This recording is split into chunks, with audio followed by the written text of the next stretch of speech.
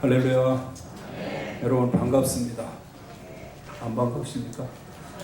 옆에 계신 분들 반갑습니다. 인사 한번 하시죠. 반갑습니다.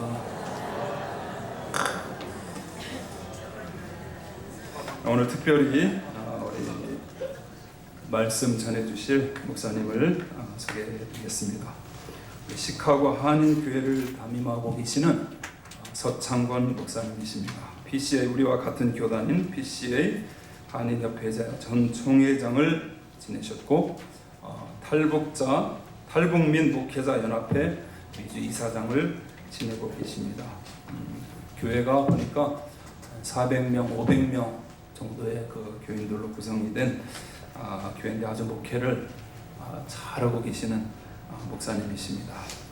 오늘 우리에게 귀한 목사님 보내주신 하나님께 감사하고 이제 목사님께서 나오셔서 21세기 제사장 나라라는 제목으로 말씀 전하실 때 큰 은혜 받으시기를 바랍니다. 우리 목사님 나오실 때 환영하는 마음으로 주보를 흔들면서 할렐루야 환영하시겠습니다. 할렐루야.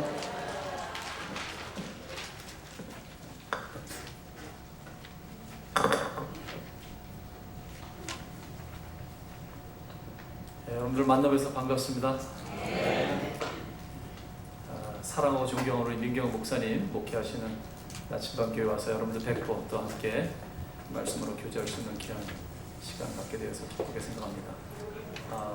우리 같은 PCA 교단에 소속돼 있고 그래서 같은 신학을 견지하는 교회여서 와서 주보를 보고 또 여러분들 뵈니까 우리 교회가 지향하고 꿈꾸고 기도하는 것과 아주 동일한 똑같은 교회임을 제가 확인을 했습니다. 그래서 제가 이 자리에 오늘 처음 와서 섰는데 다른 교회에 온 것 같지 않고 우리 교회에 온 것 같은 그런 기분이 듭니다.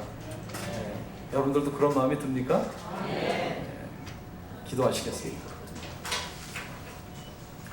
하나님 아버지 감사합니다. 참으로 복된 날입니다. 우주 만물 창조하시고 일곱째 날 복 주신 날입니다. 우리에게 복을 주시고 안식을 주시고 하나님을 찬양하며 예배하는 날로 삼으시기 위해 주신 이 날 거룩히 구별하고 이렇게 주의 전에 나와 예배케 하심을 감사합니다.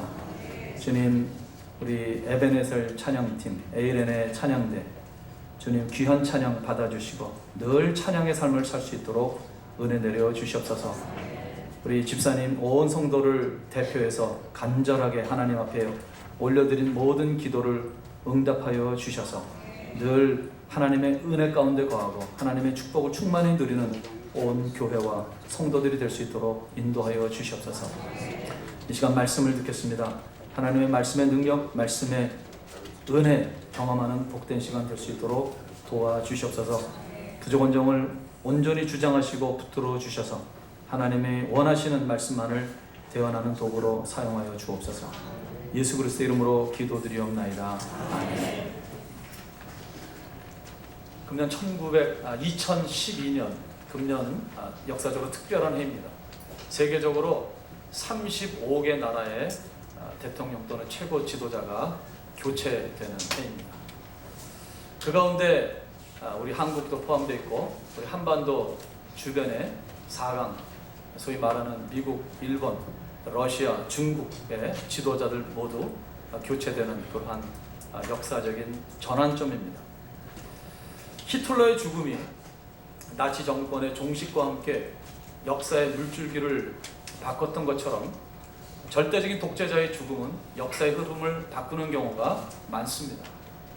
작년 12월에 김정일의 갑작스런 죽음, 절대 권력이 예상치 못한 때에 붕괴됨으로 말미암아 권력의 진공 상태가 생길 수밖에 없고 아들을 후계자로 세웠지만 여러 가지 혼란스러운 모습들을 우리가 현재 보고 있고 우리도 함께 불안해하고 있습니다.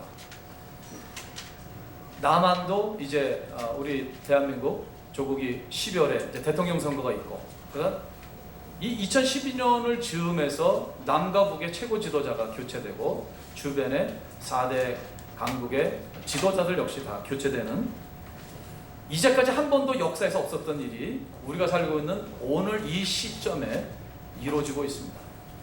우리는 흔히 하나님은 역사를 주관하시는 분이다 그렇게 고백합니다. 그렇습니다. 하나님은 우리 개인의 인생도 주관하실 뿐만 아니라 우리 온 인류의 역사를 주관하시는 분입니다. 목적을 가지시고 목표를 향해 하나님이 역사를 이끌어 나가십니다. 하나님은 한 나라의 지도자를 세우시기도 하고 폐하시기도 하시는 하나님께서 우리 민족이 5,000년 동안 살아서 계속 역사를 이어왔던 우리 한반도의 남과 북, 또 주변에 우리에게 결정적인 영향을 미치는 4대 강국의 지도자들을 바꾸시는 하나님의 뜻이 분명히 있을 것이다 하는 것입니다. 예수님께서는 바리새인들을 향하여 이렇게 책망하신 적이 있습니다. 너희가 날씨는 분별할 줄 알면서 시대의 표적은 분별할 수 없느냐. 그래, 하늘을 보면서 하늘이 붉으니까 내일 맑겠구나, 하늘이 흐르니까 내일 비가 오겠구나, 날씨는 분별하고 예상할 줄 알면서 더 훨씬 중요한 시대의 표적은 너희가 분별할 수 없느냐. 만약 우리도 그렇게 분별력 없이 살아간다면 주님으로부터 동일한 책망을 받게 될 것입니다. 하나님의 뜻이 무엇입니까? 오늘 본문을 보시면 하나님이 어떤 분이신가를 우리에게 가르쳐 주는데, 하나님은 사명을 주시는 분이다 하는 것을 우리에게 가르쳐 주십니다. 하나님은 한 개인에게 사명을 주시기도 하고 한 민족을 들어서 민족적인 사명을 주기도 하십니다. 성경에 수없이 많은 인물들이 등장합니다. 그 가운데 하나님께서 주신 사명 따라 충성스럽게 잘 살아간 사람도 있고 또 그렇지 못한 사람도 있습니다. 많은 분들이 성경 인물 가운데 다윗을 존경합니다. 저도 다윗을 참 존경하고 다윗처럼 되고 싶어 합니다. 하나님께서는 이 다윗을 일컬어 이야기할 때 하나님의 마음에 합한 사람 이렇게 얘기합니다. 내 마음에 합한 자, 하나님의 마음에 합한 사람, 하나님의 마음을 아는 사람, 그 마음을 읽고 그 마음대로 행하는 사람. 하나님의 마음이 무엇이죠? 하나님의 마음은 하나님의 뜻입니다. 사도행전 13장 36절에 보시면 다윗의 삶을 한 문장으로 이렇게 요약하고 있습니다.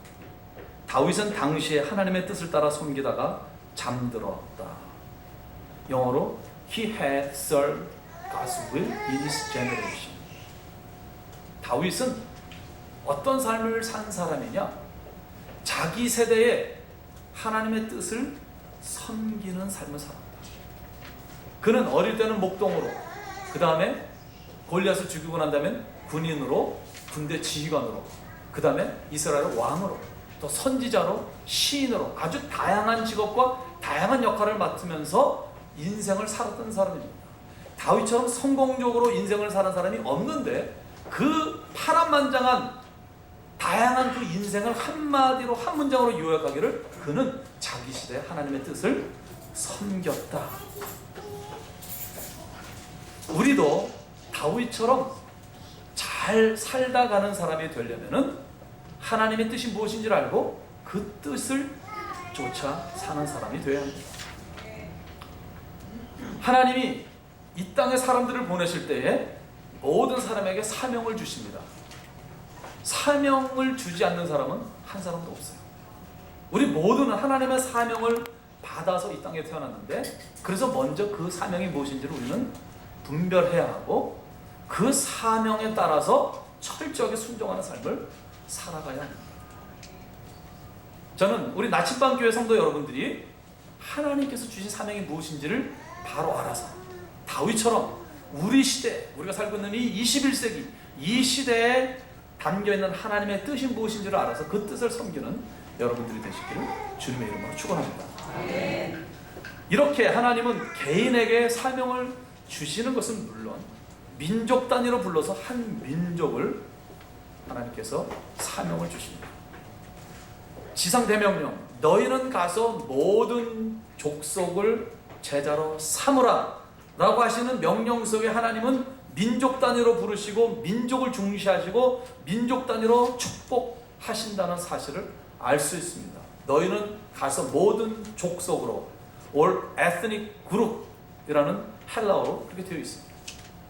한 민족을 불어서 사용하시는데, 오늘 본문 말씀 특별히 5절과 6절 말씀을 보시면 하나님께서 이스라엘이라는 한 민족을 불러서 그 민족에게 민족 단위의 사명을 주시는 것을 볼 수가 있습니다. 한번 5절 6절 같이 보실까요? 5절 6절 우리 한 목소리로 같이 읽겠습니다. 세계가 다 내게 속하였나니 너희가 내 말을 잘 듣고 내 언약을 지키면 너희는 모든 민족 중에서 내 소유가 되겠고 너희가 내게 대하여 제사장 나라가 되며 거룩한 백성이 되리라. 너는 이 말을 이스라엘 자손에게 전할지니라. 다시 5절 말씀을 보세요. 세계가 다 내게 속하였나니 세계가 다 나의 것이다. 하나님 말씀하십니다. 그렇죠? 모든 민족이 이 세상에 있는 모든 소유들이 다 하나님의 것입니다. 역사를 주관하시는 분이십니다. 세계가 다 내게 속하였나니 너희가 내 말을 잘 듣고 내 언약을 지키면, 이제 모세에게 주시는 모든 언약, 모든 율법, 말씀들을 다 지키고 행하면 너희는 모든 민족 중에서 내 소유가 되겠다. 약 12,000 종족이 있습니다. 12,000개의 에스닉 그룹이 있는데 그 가운데 한 민족, 유태인이라는 민족을 택해서 너희들 특별하게 my possession, 내 소유가 되게, 너희는 모든 민족 중에서 내 소유가 되겠고 너희가 내게 대하여 제사장 나라가 되며 거룩한 백성이 되겠다. 아론을 불러서, 레위지파 사람들을 불러서 제사장을 개인적으로 삼기도 하시지만 이 말씀 속에서 이제 이스라엘 민족 전체를 불러서 이스라엘 민족을 제사장 나라, Kingdom of Priests, 제사장의 그 왕국으로, 나라로 삼겠다라고 말씀하십니다. 이 말씀은 출애굽하고 3개월째 될 때 하나님께서 주신 말씀입니다. 제사장 나라, 바로 제사장들이 하는 그 역할을 이제 민족 단위로 다른 민족들에게 제사장의 역할을 하는 그런 민족으로 삼겠다는 말씀입니다. 제사장은 하나님과 인간 사이의 중보자입니다. 바로 나아갈 수 있는 그 시대에 제사장이 대신 제사를 드리고 대신 기도를 드리고 대신 예배를 드리고 또 하나님이 주신 말씀을 받아서 전하고 하나님의 은혜를, 하나님의 축복을 전해주는 사람이 제사장입니다. 한 민족 안에도 제사장의 역할을 하는 사람이 있듯이 민족, 이 땅의 민족들 가운데에 그 역할을 하는 민족이 하나 필요한데 이스라엘을 그 민족으로 삼겠다 하는 특별한 축복을 베풀어 주십니다. 구약 역사를 보면은 이스라엘 백성들이 하나님이 주신 이 특별한 은혜, 제사장 나라의 사명을 잘 감당하지 못했습니다. 못했을 뿐만 아니라 이들은 오히려 제사장 나라로 그 사명을 감당할 때 필요한 모든 능력과 자질과 축복을 하나님께서 주셨음에도 불구하고 그것을 온전한 하나님의 뜻에 따라 사용하지 못하고 교만해지는, 소위 말하는 선민의식으로 충만한 교만한 모습으로 살아가면서 자신들만 하나님 앞에 구원받은 백성들이고 다른 모든 이방인들은 야만인들로 여기고 구원받지 못할 사람들을 여기는 아주 병들은 건강하지 못한 그런 의식을 갖게 되었습니다. 그래서 역사를 보면 하나님은 이제 이스라엘이 제사장 나라의 그 사명을 감당하지 못할 때에 시대마다 다른 민족을 들어서 그 제사장 나라로 사용하심을 볼 수가 있습니다. 제사장 나라는 뭐냐면은 쉽게 얘기해서 말씀을 맡은 자, 율법을 맡고 제사장의 모든 그런 한 일들을 맡고 복음을 맡은 자들입니다. 그래서 이 복음을 세상에 전하는, 하나님의 축복을 열방에 흘려보내는 역할을 감당하는 것이 제사장 나라입니다. 근래에 들어서 이제 1700년대 들어가지고 하나님은 영국이란 나라를 들어서 그렇게 사용하셨고 그 다음에 1900년대부터 지금까지 미국을 열방에 복음을 전하는 그런 제사장 나라로 사용하고 있습니다. 많은 기도하시는 분들이, 많은 목사님들이 이제 21세기에 우리 한민족을 제사장 나라로 사용하시겠다. 21세기 제사장 나라는 한민족이 될 것이다 라고 말씀하고 저도 그렇게 생각하고 있는 사람 중에 하나입니다. 하나님께서 이제 우리 민족을 제사장 나라로 삼으시려고 하는데, 역사를 보면 하나님께서 제사장 나라로 삼기 위해서 먼저 하시는 일은 그 민족을 부강한 민족, 부강한 나라로 만드십니다. 영국을 보세요. 조그만 섬나라입니다. 바이킹족 하면은 이건 야만족이었습니다. 네, 바이킹족이 복음을 받아들이고 예수를 믿으면서 영국이 변화되기 시작했습니다. 조그만 섬나라였지만 계속해서 나라를 확장하면서 해가 지지 않는 대영 제국이 되었고, 그 국력을 가지고 이제 전 세계에 선교사를 파송하는 그런 열방을 축복하는 나라가 되었습니다. 그때 많은 영국 젊은이들이 우리 대한민국에도 복음 들고 와서 우리는 그들에게 복음의 빚진 자들이 되었습니다. 제사장 나라가 된다, 제사장 나라의 사명을 감당한다, 즉 세계 복음을 전한다는 것은 많은 예산이 필요한 일입니다. 개인도 마찬가지고 한 교회도 마찬가지고 선교하는 교회가 되려면 많은 예산이 있어야 합니다. 선교비가 들어갑니다. 마찬가지로 한 나라가 제사장 나라로서 선교 국가가 되려면 많은 그런 것이 필요한데 하나님께 축복하신다는 것입니다. 그 다음에 미국을 보세요. 미국은 역사가 200여 년밖에 안 되는 아주 짧은 신생국가입니다. 아무것도 없는 상태에서 청교도들이 나라를 세울 때 말씀을 기초로 해서 철저하게 기독교 국가로 세웠습니다.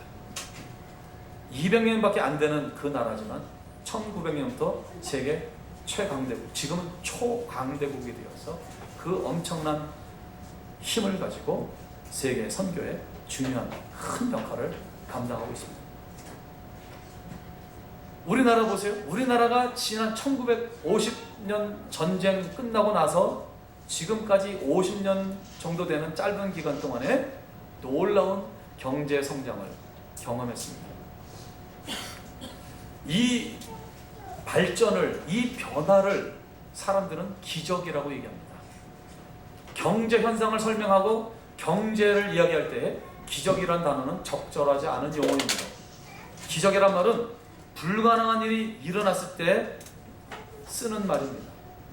경제 현상을 얘기할 때 기적이란 말을 쓰지 않습니다. 그러나 한국의 상황은 다른 경제학 원리나 어떤 용어로 표현할 수 없기 때문에 기적이라는 단어를 씁니다.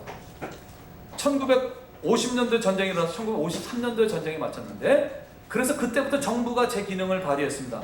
1953년도부터 정부의 공식 통계가 있는데 1953년도에 1인당 GNP, 국민소득이 67불이었습니다. 전 세계에서 가장 못 사는 최빈국이었습니다. 근데 50년이 안 되는 짧은 기간 동안에 2000년대 들어서 2만 불 소득이 됐습니다. 67불에서 2만 불은 대충 계산할 때 300배의 성장입니다. 300% 성장이 아니라 300배, 3만 프로입니까? 3만 프로의 경제 성장을 이룩하는 나라는 한국이 유일합니다. 이것이 다른 나라에서 일어났던 경제 현상이었거나 아니면 우리 민족은 특별한 그런 능력을 가진 민족에서 지난 5,000년 역사에서 그런 사건이 몇 번 반복해서 일어났다면 기적이란 단어를 안 쓰고 그 현상을 표현할 텐데, 그게 아니라 한 번도 역사상 그런 나라도 없었고 우리 민족 역시 5,000년 동안 지질이 못 살아오기만 했던, 또 그래서 그 역사가 계속 이어진다고 볼 때, 연속선상에서 놓고 볼 때 계속 가난하게 살 수밖에 없는 우리 한민족이 지난 50년 동안 특별하게 300배 경제 성장을 했다. 더군다나 전후 독일이나 일본같이 그런 상태에서 부강한 것은 그 사람들은 이미 산업사회를 경험했고 산업국가였었고 선진국이었고, 그래서 경험도 있고 자본 여러 가지 시설도 있는 데다가 미국이 천문학적인 그러한 경제 원조 그 기금을 주었기 때문에 가능했는데, 거기에 비해서 우리나라는 한 번도 산업화를 경험하지, 봉공국가, 농업국가에서 더군다나 바로 직전에는 36년 동안 식민지였었고 3년 동안 그나마 있었던 모든 것들은 전쟁에서 다 폐허가 되어버려요. 아무것도, 지하자원도 없고 나라도 작은 데다가 그 가운데 3분의 2는 산악지역에서 쓸만한 농토도 제대로 없는, 어느 구석을 살펴봐도 당연하다, 이 나라가 이런 것을 가지고 있으니까 이 나라가 이렇게 300배 경제 성장을 했지라고 할 수 있는 것이 하나도 없다. 그래서 사람들은 기적이라고 얘기하고 우리 믿는 사람들은 이것을 하나님의 은혜다라고 이야기하는 것입니다. 이런 것들이 무엇과 연결되는가? 그래서 53년도에 최빈국이었던 우리나라가 2000년대에 들어와서는 세계 10위권 경제국, 재작년에 수출이 세계 7위였습니다. 수출 제일 많이 한 나라 순서를 정할 때 그 조그만 나라가 세계에서 7번째로 수출을 많이 했습니다. 수출이 합쳐서 이제 세계 10위권 경제 대국이 되었습니다. 이것이 하나님께서 21세기에 한민족을 제사장 나라로 삼으시려고 하는 일을 시작하셨고 그 토대를 만드셨다 하는 것입니다. 또 하나는 뭐냐? 이렇게 지금 제가 서론에서 말씀드린 것처럼 2012년도에 4대 강국의 지도자들이 바뀌고 남북한의 지도를 바뀌는 이런 급격한 역사의 소용돌이, 역사의 대전환기가 무엇을 위한 하나님의 판짝이신가? 사람들이 어떤 사람들을 4대 강국의 지도자들로 세울 것인가? 이것은 역사를 주관하시는 하나님의 심중에 따라 이루어질 것입니다. 김대중, 김영삼 등 마음에 김심이듯이 하나님의 마음, 하심이 어디에 있는지 하심에 따라서 이루어질 것입니다. 분명한 것은 무엇과 연결되냐면 통일과 연결된다 하는 것입니다. 하나님이 제사장 나라를 삼으시기 위해서 반드시 통일을 이루어 주실 것이다. 통일은 하나님의 뜻이다 하는 것입니다. 아멘 하시는 분들이 한 분도 없네요. 왜 하나님의 뜻인지 아세요? 하나님은 하나 되게 하신 분입니다. 너희가 하나 되게 하신 것을 힘써 지키라. 하나님의 대적자 사탄은 분열시키는 영입니다. 분열을 시킵니다. 한 가정을 분열시키고 교회를 분열시키고 민족을 분열시키는 일을 합니다. 하나님은 하나 되게 하시는 분이십니다. 가정을 하나 되게 하시고 교회를 하나 되게 하시고 민족을 하나 되게 하시는 분입니다. 하나님도 한 분이시오, 주도 하나이시오, 성령도 하나이시니 우리가 다 주 안에서 하나이니라. 우리 민족이 갈라진 것이 우리의 뜻도 아니었고 하나님의 뜻도 아니었습니다. 민족이 하나 되는 것이 하나님의 뜻이라는 걸 너무나 분명한 것을 보면 역사를 봐도 알 수가 있어요. 분단 국가는 없어요. 독일과 우리 둘이 남았는데 독일은 1990년대 이미 20여 년 전에 독일이 통일이 돼버렸어요. 이제 유일하게 남아있는 하나 나라밖에 없어요. 왜 하나님께서 내버려 두시겠어요? 하나님은 반드시 우리 민족을 통일시켜 주실 것입니다. 하나님의 뜻이기 때문에. 또 왜 하나님이 우리 민족을 이제 하나로 만들어 주실 것인가? 바로 21세기 제사장 나라와 연결되어 있습니다. 하나님은 제사장 나라로 그 시대마다 사용하실 때 그 민족을 강국으로, 아주 부강한 나라로 만들어 주십니다. 영국이 그랬고 미국이 그랬고 최강국으로 만들어 주십니다. 통일이 되면 일단 우리는 인구만 가지고도 강국이 됩니다. 남한이 약 5천만 명, 북한이 2,300만 명, 합집하면 7,300만 명입니다. 저와 여러분같이 해외에 나와서 살고 있는 디아스포라 700만 명 합치면 8천만 명이 넘어갑니다. 8천만 명의 인구는 독일, 서독과 동독이 합쳐져서 지금 8천만 명 정도 됩니다. 세계에서 15위, 16위권의 인구만 가지고도 강국의 조화에 들어가게 됩니다. 아시다시피 여러분들 이제 통일이 되면은 이 시너지 효과가 나서 큰 부흥과 발전이 일어나게 되어 있습니다. 남한의 자본과 기술력, 북한의 노동력과 엄청난 지하정, 이런 것들이 시너지 효과를 이루게 될 것입니다. 우리가 많은 수출 수입을 하는데 대부분 행운이나 항공으로 하는데 이제는 남과 북이 하나가 되면은 육로로, 자동차로, 철도로 해서 저 중국으로 해가지고 실크로드로 해가지고 유럽으로 가고 또 러시아 시베리아 쪽으로 해가지고 유럽으로 가는 세계로 아주 쉽게 물류 비용이 엄청나게 절감되는 여러 가지 이루 말할 수 없는 그런 시너지 효과를 이루면서 또 북한에 있는 엄청난 지하 자원을 마음대로 사용하게 되면서 쉽게 세계 7대 강국, 세계 4대 강국으로 발돋움하게 될 것입니다. 이런 가슴 벅찬 일이 우리 시대에 이루어질 수 있어요. 우리는 5천 년 동안 침략만 하고 가난하게만 살아왔던 우리 민족인데 하나님께서 이렇게 들어서 변화시켜 가는 것을 우리가 태어났고 성장하면서 바라보면서 살아가고 있습니다. 가슴 벅찬 일이 아닐 수가 없습니다. 어떤 분들은 통일되면 다 가난해진다. 그렇죠. 뭘로 가는 말씀이죠? 그렇지 않습니다. 북한이 지금 식량난에 허덕이는데 그 부족한 식량난을 해소해 주는데 1년에 약 3억 불 정도 듭니다. 3억 달러가 드는데 대한민국의 1년 국가 예산이 3천억 불입니다. 한국 돈으로는 330조 정도 되는데 3천억 불. 1년 국가 예산의 3천억 불에 3억 불이면 1000분의 1입니다. 1%도 아니고 0.1%. 국가 경제에 전혀 문제가 없는, 우리도 모르는 사이에 하나님이 우리 조국 대한민국을 그렇게 부강한 나라로 만들어 주셨다는 사실입니다. 또 통일이 되면 엄청난 이 고용 창출효과가 나옵니다. 저희 부모님이 고향 이북이세요. 이북에 내려오셔서 실향민의 아들로 저는 성장했습니다. 여러분 가운데도 그런 분들이 많이 계시고 고향 이북이신 분들이 많이 계실 텐데 어릴 때부터 통일을 생각하고 통일을 위해서 기도하면서 오늘까지 왔습니다. 많은 탈북자들과 같이 일하면서 생생한 소식을 계속 듣고 있습니다. 지금 북한은 아시다시피 거지 나라예요. 뭐가 제대로 되어 있는 게 하나도 없어요. 다 새로 해야 돼요. 철도도 새로 놔야 되고요.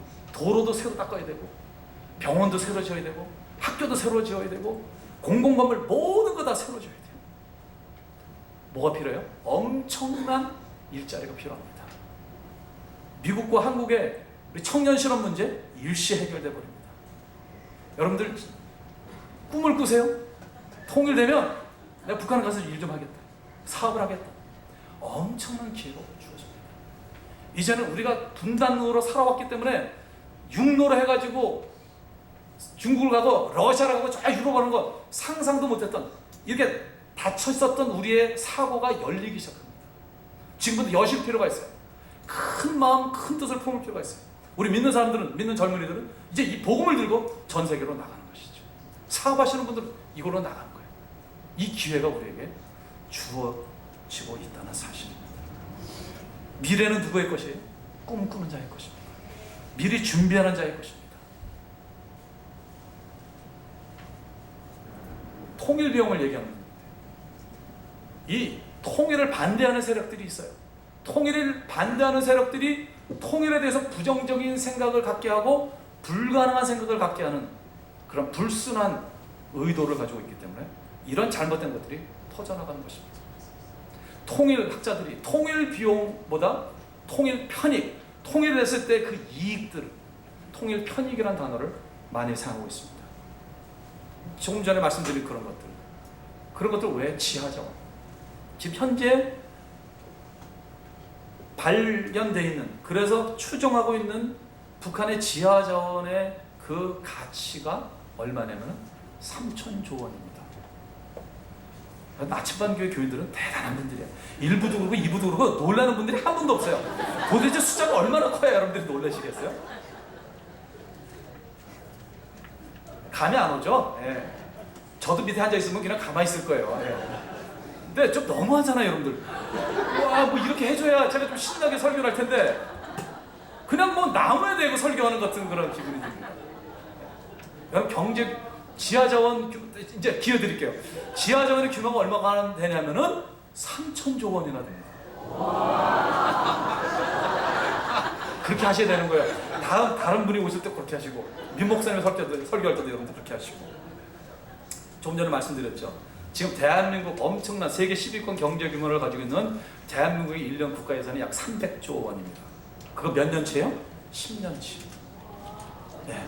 거기다가 발표는 안 하고 있는데 엄청난 양의 석유가 매장되어 있다는 거예요.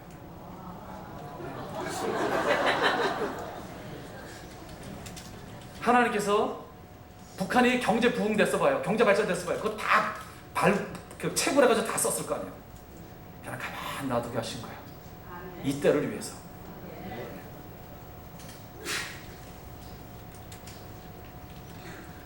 통일의 여건이 성숙되어 있습니다. 분단은 쉽게 됐지만 다시 다시 통일되는 것은 굉장히 어렵습니다. 여러 가지 국제사회에 국제정치의 역학관계가 있기 때문에 이해관계가 얽혀있기 때문에 통일이 쉽지 않아요. 그래서 이것을 아시는 하나님, 역사를 주관하시는 하나님께서 지난 수십 년 동안 통일의 판짜기를 펴오셨습니다. 통일의 여건을 만들어 놓으셨어요. 먼저 통일하려면 힘이 있어야 합니다. 이제 우리 통일할 거야. 그래? 너희들 통일할 거야? 그래, 그럼 해야지. 이렇게 나올 정도로 힘이 있어야 돼. 통일 얘기하면은 그거 되겠어. 아이고, 미국이 그 어느 나라가 좋아하겠어? 안 돼. 다 그들 이 상태로 있기를 원해. 맞는 말이기도 하고 틀린 말이기도 합니다. 문제는 이러한 우리들의 생각, 이런 말들이 스스로 통일을 멀어지게 만드는 일을 한다는 것이죠. 자꾸 옛날 생각하는 거예요. 1945년도 해방 직후에 포츠담 회담, 얄타 회담, 그걸 생각하는 거예요. 강대국들이 마음대로 38선을 거버리고 북쪽은 소련이 먹어, 남쪽은 미국이 먹고, 이거를 생각하는 거예요. 그 당시에 한국은 나라가 아니었어요. 일본의 속국으로 있다가 이제 막 해방된 상태였어요. 한국의 존재감은 세상에 없었어요. 한국이 코리아라는 나라가 있는지 없는지조차도 모르는 시대였어요. 마음대로 규모도 작고 가치도 없고 마음대로 할 수 있는 그런 상황이었어요. 그러나 지금은 우리나라가 세계 10위권이에요. 당당히 선진국들만 모이는 세계 잘 사는 나라 20개국이 모이는 G20 국가의 일원이고 의장국도 하고, 이제는 당당하게 조금 있으면 G8, 8개국 정상에 들어가게 되는 거예요. 하나님이 우리도 모르는 사이에 이런 큰 나라로 만들어줬어요.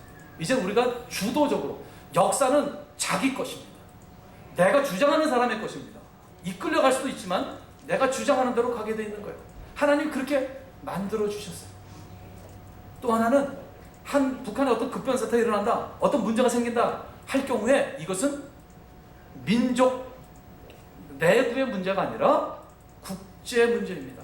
왜? 남한과 북한이 모두 동시에 독립국가로서 유엔에 가입되어 있기 때문에 국가와 국가 사이에 일어난 분쟁 내지는 문제로 보기 때문에 유엔이 개입하게 되어 있고 유엔이 중재하게 되어 있습니다. 유엔에서 제일 중요한 사람이 누구죠? 유엔 사무총장. 세계 대통령령을 부르는 유엔 사무총장이 결정적인 역할을 할 수가 있어요. 반기문 총장이 5년 임기 12월에 마쳤고 다시 재선이 돼가지고 금년 1월부터 2017년까지 두 번째 텀을 하고 있어요. 이 안에 무엇이 일어날 것이라 저는 확신을 합니다. 이때 무엇이 일어나야 되고, 결정적으로 우리 한반도의 통일을 위해서 하나님이 세우기도 하고 폐하신 하나님께서 가장 중요한 세계 유엔 사무총장을 이때에 하나님께서 세워놓으신 거예요. 또 하나 중요한 사람이 누구냐면은 주한 미국 대사예요. 근세사를 보면은 한국에 중요한 일이 있을 때마다 미국의 역할이 결정적이었어요. 근데 미국은 주로 누구 얘기를 듣고 움직이냐면 주한 미국 대사를 말을 듣고 움직입니다. 작년 11월에 하나님께서 1.5세 성킴 대사를 주한 미국 대사로 임명했어요. 미국 외교 역사에서 없었던 일입니다. 자국민 출신을 보내는 적이 없어요. 2세, 3세도 보내지 않습니다. 그런데 중학교 2학년 때 이민 온 1.5세 성킴 대사를 보냈어요. 30차례 북핵 대사로, 또 국무성의 한반도 담당자로 30차례 북한을 드나들면서 김정일 또 여러 번 만났고, 북한 전문가예요. 통일 전문가입니다. 하나님께서 중요한 때에 그렇게 중요한 자리에 포석을 놓고 계십니다. 한국의 여러 가지 위상이 이제는 세계가 주목하고 세계가 경청하는 그런 시대가 됐습니다. 옛날에 한국과 미국이 비교가 됐습니까?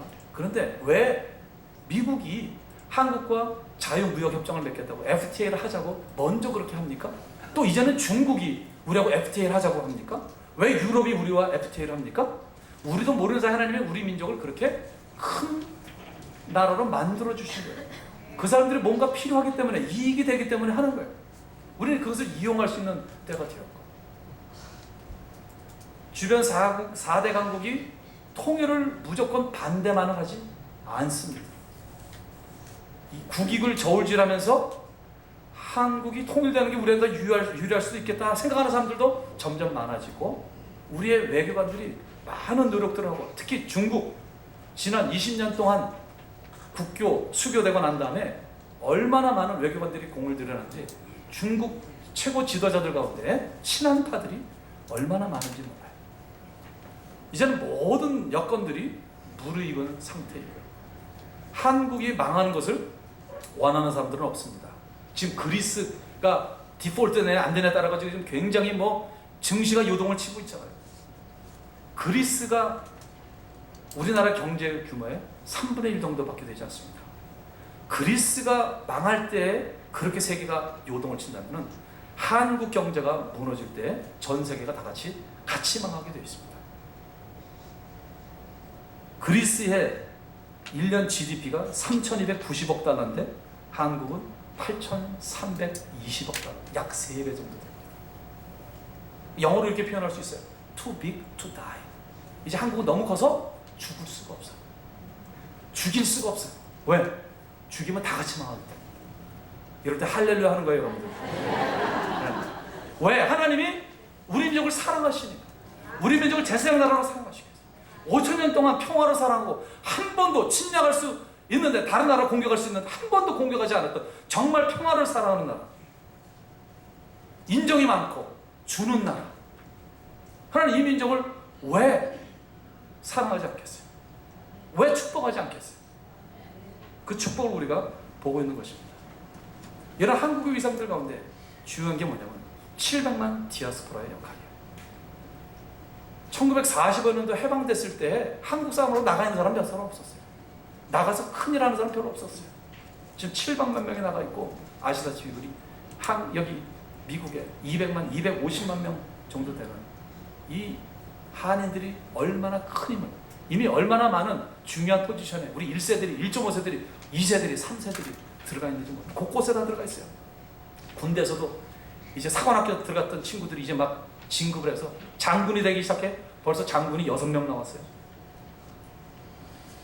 저 아는 잘 아는 집사님이 전미 교수, 한인 교수협회 회장을 하고 있는데, 그걸 목사님 제가 깜짝 놀랐어요. 제가 회장 되고 나서 이렇게 주소록을 보니까 한인 교수가 미 전국에 3,000명이나 됩니다. 아세요, 여러분들? 오피니언 리더들이에요. 지도자들이에요. 이런 사람들이 세계 미국 곳곳에 포진되어 있어요. 정치인으로 들어가신 분들도 있고. 이게 한국의 힘이에요. 이게 어디로 사용되느냐? 하나님께서 통일하는데 21세기 제사장 나라로 사용하시는 거예요. 다 여러분들이 땀 흘리고 이 맨주먹으로 와가지고 이곳에서 여러분들 열심히 땀 흘리고 기도하고 우리 자녀들을 기르고 희생하는 그런 결과들이 나오고 있는 것입니다. 또 하나 시간이 좀 갔지만, 이 통일 여건이 무르고 있다. 그래서 가장 중요한 사인 중 하나가 뭐냐면은, 남북한의 이 이질성, 이것을 하나님께서 회복시키고 있는 것입니다. 통일을 얘기하는 사람, 통일에 관심 있는 사람들은 통일돼도 문제다 늘 그랬어요. 왜? 지난 60여 년 동안 완전히 다른 체제에서 다른 교육을 받아서 왔기 때문에 통일돼도 이건 완전히 딴 나라다. 실제로 그래요. 생긴 거 똑같고요. 한국말 다 하지만 말이 달라요. 가치관이 달라요. 그냥 주는 대로 배급, 너 저기 가서 일해, 너 저 학교 가서 공부해, 이렇게 했던 사람들이 어떻게 우리하고 이게 대화가 되고 어떻게 했어요? 많은 탈북자들과 얘기를 나누는데, 제가 많이 알고 많이 이해하고 있다고 생각하는데도 가끔 가다가, 아니 이 양반이 왜 이렇게 행동하지? 이런 일들이 많아요. 이질성 때문이죠. 민족 이질성, 이거를 어떻게 극복할 것인가? 일단 말이 다르잖아요. 똑같은 말 쓰는데 단어가 달라요. 같은 단어 쓰는데 의미가 달라요. 여러 가지 많은 교육을 시켜야 돼요. 근데 이거를 하나님께서 어떻게 하냐? 한류라는 것을 통해 가지고 북한을 바꾸고 계세요. 이제 탈북자들이 한국에 들어오면은 교육을 받아요. 먼저 한 달 반 동안 집중적으로 국정원에 들어가서 간첩이 아닌가, 뭐 하다 왔나 철저하게 조사합니다. 그 다음에 3개월 동안 하나원에 들어가서 한국 적응 훈련을 받습니다. 여기서 많이 크리스찬이 되는데 이 탈북자들을 놓고 설문조사를 했어요. 북한에 있을 때 한국 드라마, 한국 CD를 본 적이 있나요? 100%가 봤다. 그 가운데 무려 3분의 2에 해당되는 34%는 매일 봤다. 이민생활은 우리도 매일 보기 어려운데 북한 땅에 있으면서 매일 봤다. 그런데 그 CD 하나 가격이 얼마냐면은 북한 그 물가로 계산할 때 15일치 식량값에 해당합니다. 못 먹어도 봐야 되겠다는 거죠. 굶어도 봐야 되겠다. 보다가 들키면, 사고 팔다가 들키면은 감옥에 가잖아요. 그래도 좋다는 거예요. 왜? 맨날 고정된 그 채널 하나, 그거 맨날 보는 거 이제 지겨서 더 이상 못 보겠다. 나만 거 좀 봐야 되겠다. 그런데 그걸 통해서 뭘 봐요? 한국 사람들이 이렇게 사는구나, 이렇게 말하는구나, 헤어스타일이 이렇구나, 옷차림. 그래서 지금 확산되고 있잖아요. 자연스럽게 민족 이 이질성 회복 운동을 북한 동포들이 스스로 자습을 하고 있어요. 자기 돈을 내서 CD를 사가지고 이거 북도 통일원에서 요원들을 파견해가지고 곳곳에 그 교육을 시키려면 얼마나 많은 예산이 들어가고 얼마나 많은 기간이 들겠어요. 스스로 하고 있어요. 남쪽은 남쪽들 어떻게 하고 계신가? 하나님께서 1990년대 초에 소위 말하는 고난의 대형군 때 수십만 명이 수백만 명이 굶어 죽어갈 때 탈북한 사람들이 한국 땅에 들어오기 시작하면서 그전에는 뭐 김신조, 이웅평 이런 사람들 먼 곳에서 광장에서 이런 체육관에서 하는 것 일방적으로 듣는 것이 북한의 실상의 전부였어요. 이제는 지금 2만 명 이상 한국 땅에 들어와서 같이 살고 있습니다. 직장에서 만날 수 있고 교회에서 만날 수 있고 학교에서 만날 수 있고 이웃으로 만날 수 있어요. 그래서 북한 사람들에 대해서 지금 민족 이 동질성 회복 운동이 이루어지고 있습니다. 이외에도 여러 가지 많은 증거들이 있지만 이 정도 얘기할 때 여러분들 느낌이 어떻습니까? 통일이 곧 되겠습니까? 네. 역사를 주관하시는 하나님께서 우리가 의식하지 못하는 사이에 지난 50년 동안 하나님께서 필요하면 사람을 바꾸시고 필요하면 역사에 새로운 현상을 일으키시면서 여기까지 오게 하셔서 곧 통일이 임박하게 만드셨습니다. 말씀을 맺겠습니다. 통일은 갑자기 올 것입니다. 독일 통일이 1990년 10월 3일에 왔는데 그 당시에 서독 총리가 헬무트 콜 총리였습니다. 통일되기 한 달 전에 어떤 국제 모임에서 우리 외무부 장관을 만났는데 그때 그분이 우리나라보다 대한민국이 먼저 통일될 것 같습니다. 우리는 아직 통일을 멀었습니다. 이랬는데 한 달, 그러니까 동독과 서독의 모든 정보를 다 가지고 있는 서독 총리가 한 달도 얘기하지 못했던 것이 통일이었습니다. 우리 민족의 통일도 그렇게 올 것입니다. 그러나 이런 큰 역사의 대전환적인 사건이 대비된 상태에서 오느냐 미처 준비되지 못한 상태에 오느냐에 따라서 축복이 될 수도 있고 재앙이 될 수도 있어요. 이제는 진짜 기도해야 될 때입니다. 열심히 기도해야 될 때, 그리고 열심히 노력해야 돼요. 통일운동 하시는 분들은 통일운동을 더 열심히 하셔야 돼요. 이런 이야기들을 많이 하셔야 돼요.